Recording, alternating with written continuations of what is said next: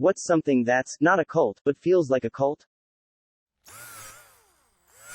Working for a nonprofit. They tend to refer to employees as a family, working for a cause, which wouldn't be culty on its own, but they definitely use it to manipulate employees to work themselves half to death and set a culture where boundaries are thought of as not being invested in the mission. They also use your passion for the mission to justify working you harder, paying you less. Don't get me wrong, I absolutely love my job and what I get to do. But I'm old enough to see what's been done to me over the years. The rotating door of young employees who are worked to burnout and replaced, though, I feel bad for. It's a hard lesson to learn. Eating disorders and any pro-eating disorder sites. Those who have an eating disorder often view their disorder as their best friend, giving them names like Anna and Mia. And then there are those sites to make it worse. They treat eating disorders like they are sacred and often post rules in a cultish way. One site I used to visit in my dark days even had the 10 Commandments of Anna. Now, if that doesn't sound cultish, IDK, what does? Don't even make me start about the weight loss coaches on there. Edit. I'm glad to read the stories of everyone here who overcame their eating disorder. I'm proud of you. It's a hard journey at any point. I hope that many more people will recover from that disorder. That's why I'm glad that people are here to spread awareness. Thank you. This shit tricked me into it when I was younger. After being called fat for years, which like I was maybe a bit chubby, but I have doctor's visits each month because of chronic illness and I was always at a normal healthy weight, but anyway, I was like, I'm going to start high school and I don't need that shit again, so I looked up how to lose weight quickly. And ended up on a pro Anna site. It had a forum where people could chat and share experiences and also, motivational letters, from Anna and Mia. Well, a lonely, insecure girl at the start of puberty, you can imagine what happened. I'm a healthy, in regards to weight, adult now and still have bad days where I can barely eat. Those sites really fucked me up. I have lived in Pennsylvania my entire life, and it would be hard to convince me that Penn State is not a cult. If you listen to people who have graduated Penn State, you'd know.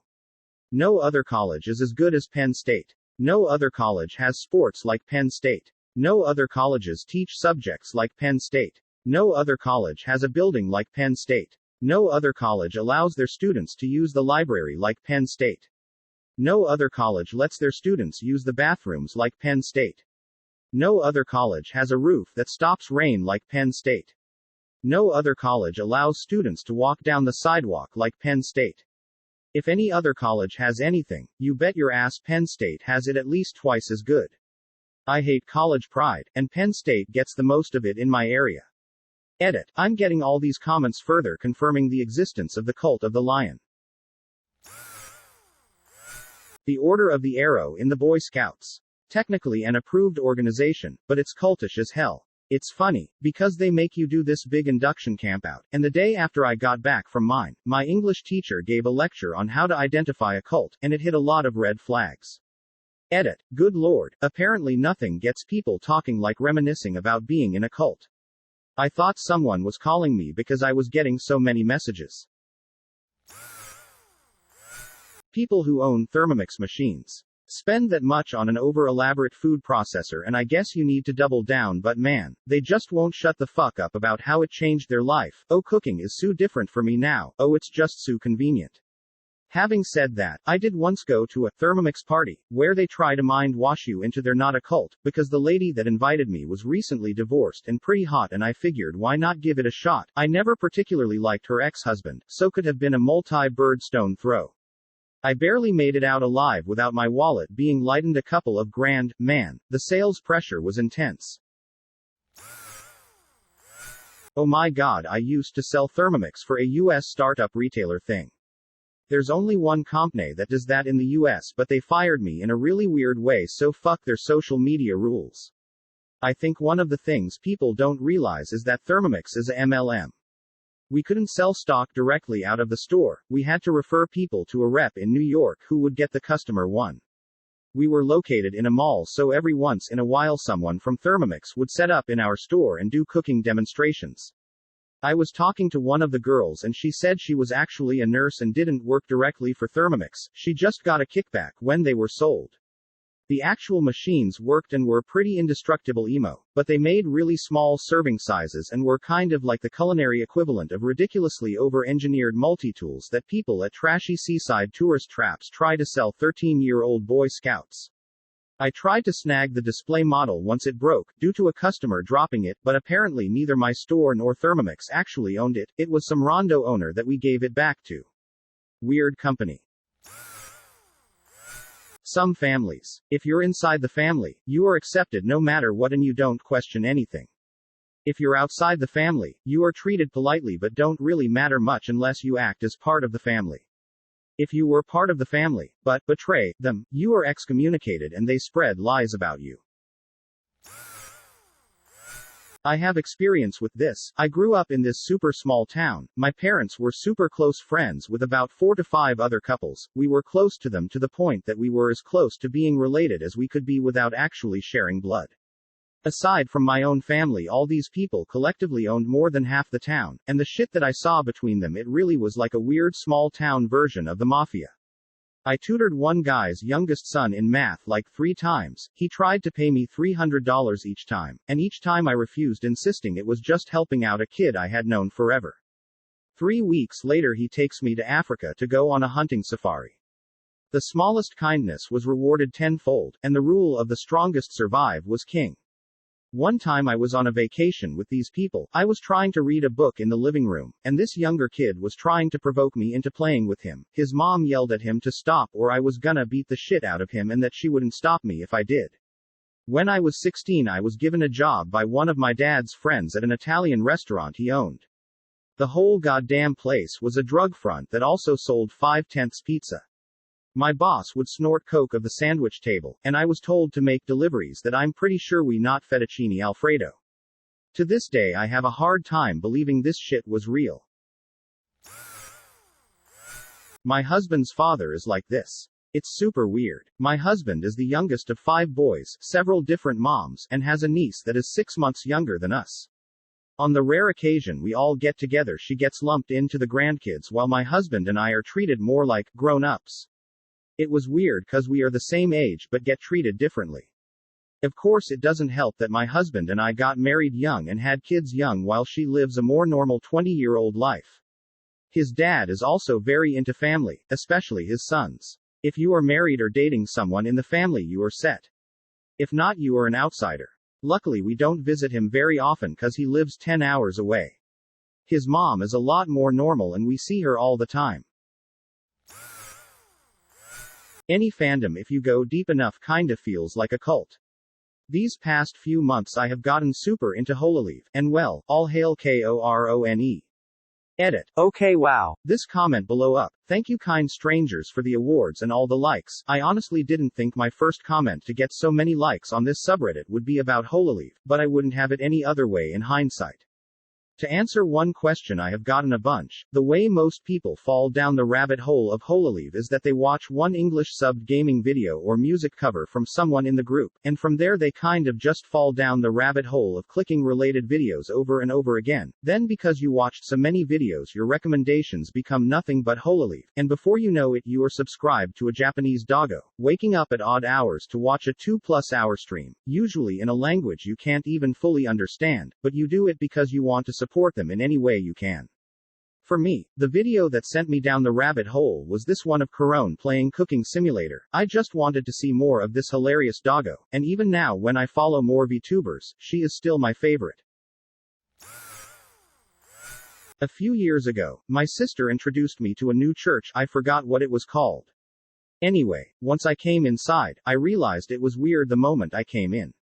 First, they asked for my email address near the entrance, which would have been weird on its own. But after a few minutes of preaching, weirdness ensued.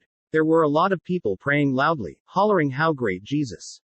Some people were praying on the bare floor. I don't even know how to describe this. Even my sister joined in. Once it was over, I drove home, feeling a bit creeped out.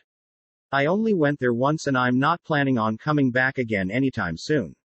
I don't know about other churches, but this one was, in a word, bizarre. Edit. Typos. Hockey in Canada. Rep hockey makes people pay hundreds of dollars just to try out, full well knowing there is no shot in hell of them making the team. If you do make it, you have to dedicate your life to it, and do the same as a parent of said player, and there is a belief that one day your son will make the NHL or be on Team Canada for female players. Those that do not make the rep hockey continue to play lower level hockey with the hope that they will be called up or make it next year. The amount of abuse hurdles at teenage hockey refs by players, coaches and parents is nuts. Multiple junior leagues are being investigated for widespread abuse of players. Hazing has left players with severe trauma, and racism is beyond what you can imagine. And it's a sport for the elite because you need money to pay for hockey or make yourself be broke to support hockey. The belief that a $300 hockey stick or $1,000 skates will make your kid better just adds fuel to this fire. The Super Smash Bros. Series fandom. Seriously, as a fan of the series, I still can't get over how dedicated and obsessed many of the fans are with the series. I know this can happen with any video game series, but they seem to be on another level. Some of them have literally every movement and technique memorized with every character in every game of the series, and even memorize how those characters progressed and which stages they excel on. Look into the best SSB players in the world, regardless of which game of the series. They have it down to a science. They actually know when to hit, and when to dodge, etc. based on the exact damage percentage of each character for each game. Some of them have been playing the first game for 21 consecutive years just to master every single movement and square inch of the game. The craziest form of dedication is when they play the longest one-player modes without taking 1% of damage with every character in the series. I just can't. How?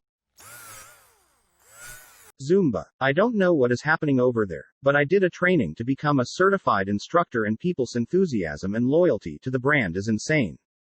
Don't get me wrong, I love doing and teaching Zumba, but there are people who live and breathe the brand and believe its leaders can do no wrong. I had to leave a Zumba instructor Facebook group because the culty aspect was horrifying me. People would be shouted down just for suggesting that maybe the monthly membership fees should be reduced during the pandemic. I had a high school acquaintance reach out to me, out of the blue, about 4 years after graduation.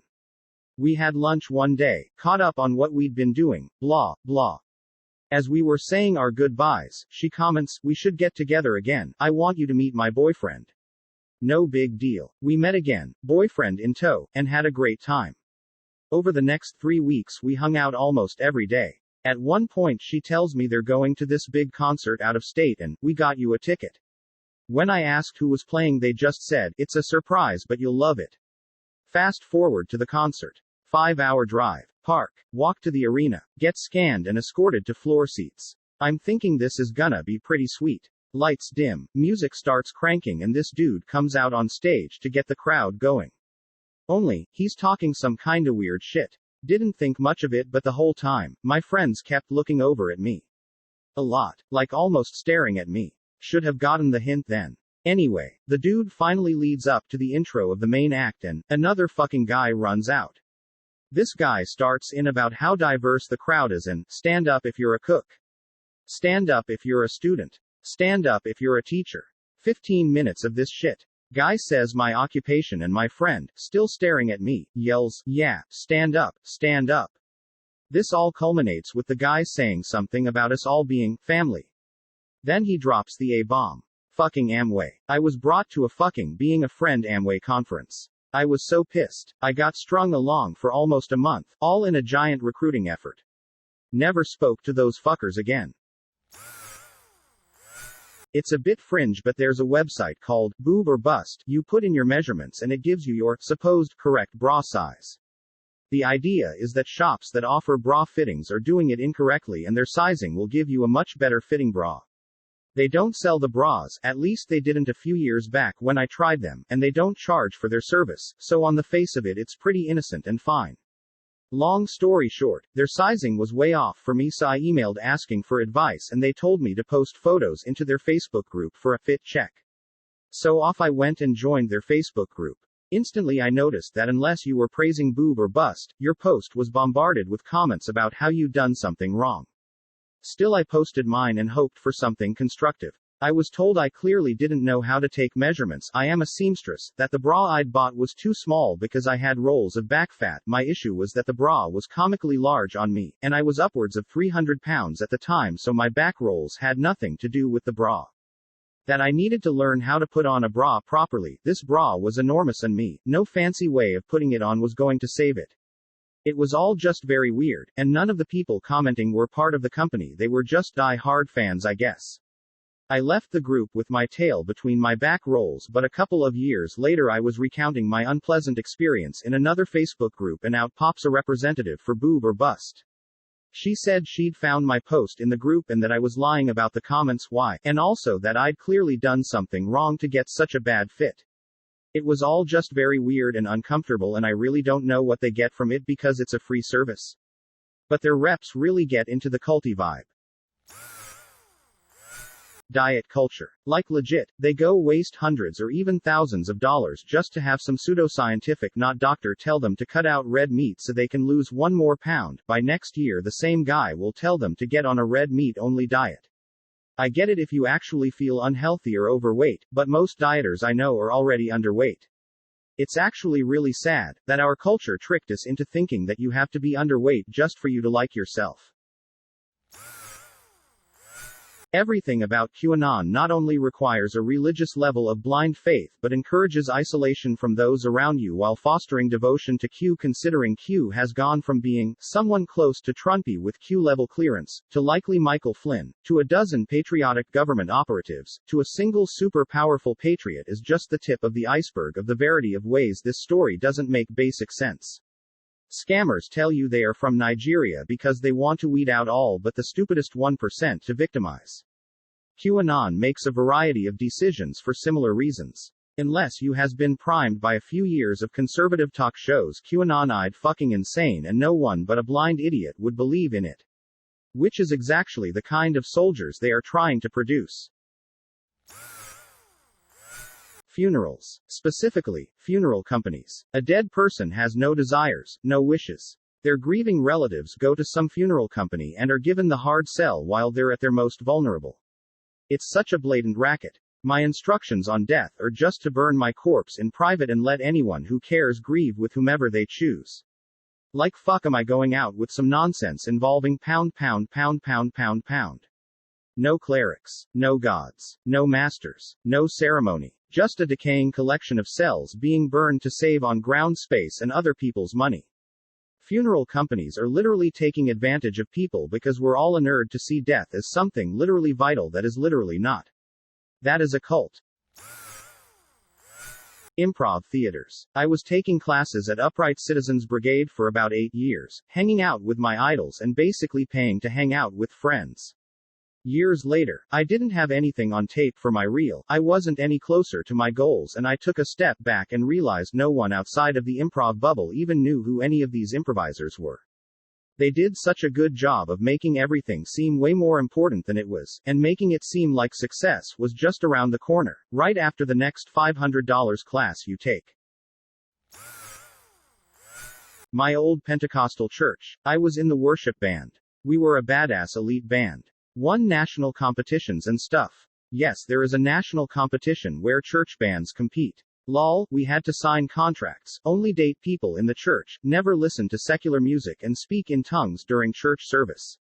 I started dating a Mormon girl and they lost it. The pastor threatened to hit me in the face. Our pastor was later busted for trying to have sex with a 17-year-old. I run. And running is a bit cultish, but within the running cult, there are two major subcults. They are the Hoka shoe fans and the Ultra shoe fans. Both brands are held together by a charismatic ideology. Hoka, that cushioning and a high drop difference between height at toes and heel are good. Ultra, that zero drop is ideal and a wide toe box is great. I run in Ultras mainly and call them my clown shoes with the toe box. The air belief systems that hold that their particular vision will make sure that you suffer no pains, foot, ankle or knee, while running. And they both demand significant amounts of money for their product, but not quite Nike money, at $130 to $150 per pair of shoes that you can expect to be good for 3 to 6 months of regular running. Weight Watchers. Their meetings, much like AA, are structured in a way that resembles a religious service. Sermon from the leader, confessions from those who sinned, celebrations of piousness, stories about those who were successful, the saints. And they behave like their plan is magically infallible. I used to follow it religiously, count everything, weigh everything so there's no cheating, and most of the time I lost a small amount of weight, like a fifth of a pound a week, but some weeks I gained weight despite following the plan. Every time I gained, they would start talking to me like, it's okay, everyone falls off the bandwagon sometimes, you can admit that you went off the plan, you can tell the truth here, it happens to all of us. Bitch, I followed your plan to the letter, it just doesn't lead to weight loss every week, plus people have natural fluctuations in their weight. They simply couldn't accept that their plan might not lead to weight loss every single week, like they religiously believed in its truth. Isha. I used to be a part of it, only joined for job security, very long story for another time. Everyone in it would always try to convince outsiders that it wasn't a cult but most definitely was. They've got a few temples around the world. I lived at the main one in India for about a month.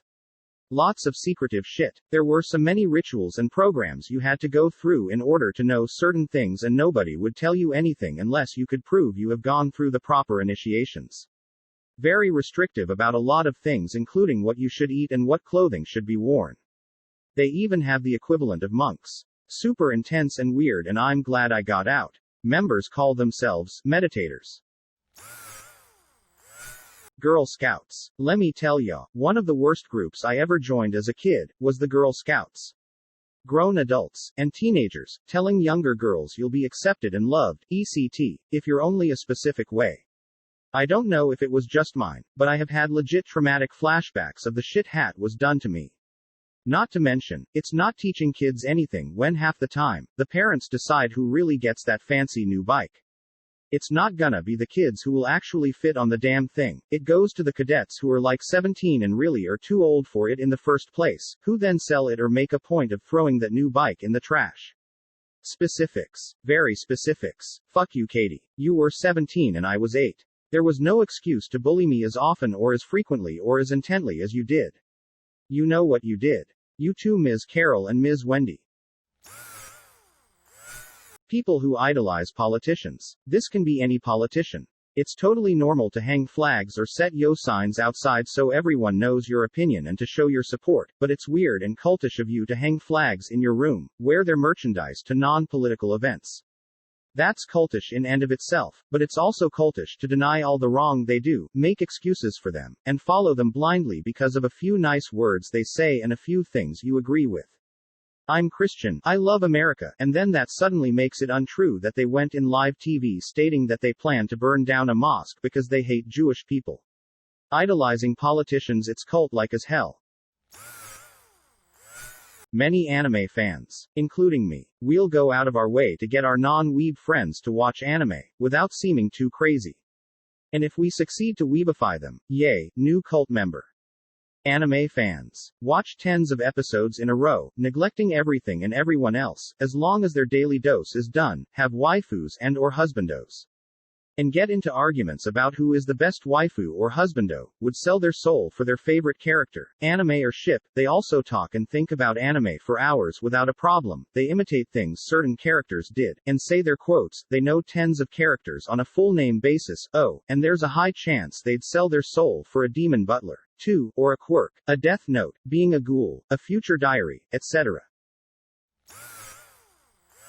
My ex's extremely Baptist Christian family. The top of this family, not a cult, pyramid sees the grandma and grandpa, all of their kids exclusively adopted girls of a different ethnicity, meaning they only adopted non-white girls, and the only one of their kids that didn't adopt is essentially shunned, despite being the coolest and most understanding person in the entire family. My ex had 2 sisters and 1 brother, and her adopted mother adopted the 2 sisters, but not the brother. It definitely gives me a Get Out vibe. The dog fancy. I'm talking dog confirmation exhibitors. Holy shit. I am deeply involved in the Facebook communities for them despite not being an exhibitor myself, and it turned me off my lifelong dream of getting involved. People are insane. Certain people get fucking worshipped, and if you aren't popular then fuck you. Ever watch a dog show and wonder why that dog won? Listen to the applause. Dogs with more applause equals the most popular dogs equals the winner. They'll tell you it has to do with the conformation and which dog fits the standard best, and a good judge doesn't give two shits about popularity, but often the top winners are just whatever dog is popular in that breed, which is how you get the same dogs winning again and again over many different judges. I cannot count how many scandals I've seen about some top winning dog that sired dozens of litters turning out to have or carry some terrible disease or deformity, and that's how we get entire breeds dying before 10 from devastating heart disease. And don't even get me started on rabid breed purists. God forbid you try to outcross to improve a breed's health. There's 0.00001% pointer in that Dalmatian. Thank you for watching. Don't forget to like the video. And if you are new, subscribe and click on the bell icon.